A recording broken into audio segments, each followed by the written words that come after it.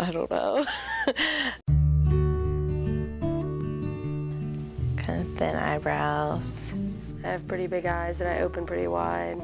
My hair is a little like floppy today. I don't like my skin very much. And I have a pimple.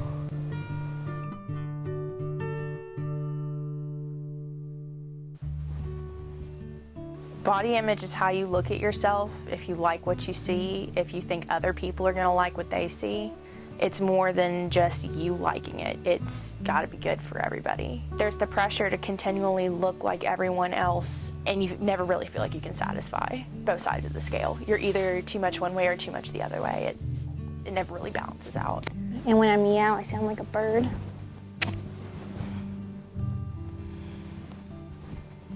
Going from a private Christian school to a public school, it put a whole new perspective on dressing up and looking a certain way every day, and that gets people to like you. If you don't put an effort into how you're gonna look, people didn't want to approach you.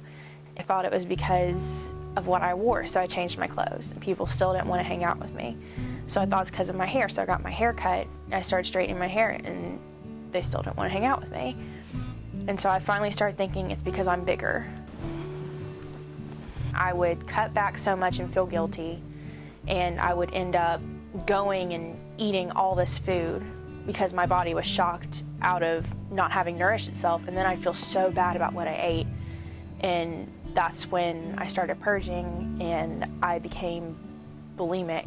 So I started purging my system as a way of coping with the stress because I didn't want to talk to my parents about it. It got to the point where it went from being I do it once in a while to once a week, and then it went from being once a week to every day. I look forward to mornings because I know I get to eat this. It finally got to the point where I was scared because I couldn't eat anymore. My throat just hurt so bad. And finally told my mom I wanted to go talk to somebody, and she ended up diagnosing me with stress-related bulimia. It was brought on by stress, and then I just kept doing it because I just felt bad.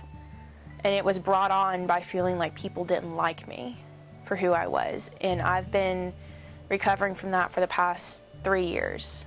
It's an ongoing struggle.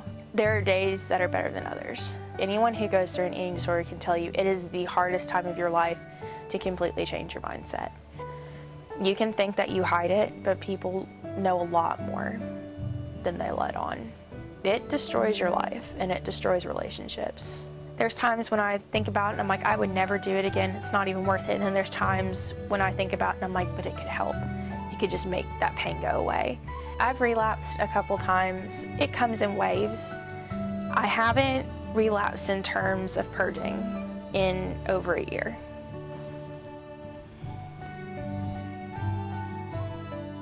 We're letting somebody other than ourselves tell us what to think. And I don't think that's right. Like, after going through it on my own, I know that's not right. Don't get so wrapped up in the idea that you have to look like every other girl on campus or every other girl at school or every other woman in the office. You were made individually you because you weren't supposed to look like that other person.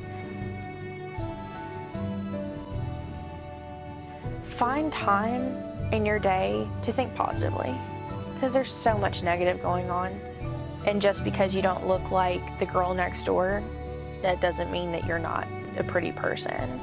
Like, you're your own drummer marching to your own beat. And that's just the way I am. Like, I'm gonna have to just get used to that. Just embrace the skin you're in, and you're set.